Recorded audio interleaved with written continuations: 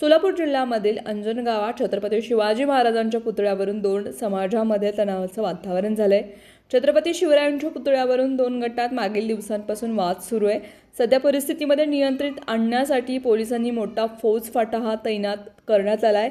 या मुद्द्यावरून मराठा आंदोलक नेते मनोज जरांगे यांनी वेगळा संशय व्यक्त केलाय। मराठा आणि धनगर समाजाला कोणी तोडण्याचा प्रयत्न करतोय का, असा काही डाव असू शकतो का, असा संशय जरांगे यांनी माध्यमांशी बोलताना व्यक्त केलाय।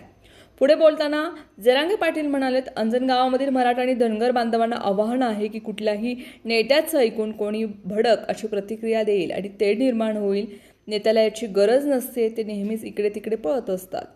बोंबलण्याची त्यांची ती सवय, अशी टीकाही जरांगे पाटील यांनी केली। माढा तालुक्यामधील अंजनगाव खेलोबा येथे महापुरुषाच्या पुतळ्यावरून दोन समाजामध्ये मोठा तणाव निर्माण झाला होता। या पार्श्वभूमीवरती दोन समाज आमने सामने येत दगडफेकींच्या घटना घडल्यात। परिस्थिती नियंत्रणात आणण्यासाठी पोलिसांना लाठीचार्ज करावा लागलाय। सध्या अंजनगाव येथील परिस्थिती नियंत्रणात असून पोलिसांचा मोठा फौजफाटाही तैनात करण्यात आलाय। अंजनगाव खेलोबा येथील ज्या ठिकाणी महापुरुषाचा पुतळा उभारण्यात आलाय ती जागा विशेष समाजाच्या खेलोबा देवस्थानाची असल्याचा दावा करण्यात येत आहे, तर दुसऱ्या समाजाकडून ती जागा शासनाची असल्याचा दावाही करण्यात आलाय।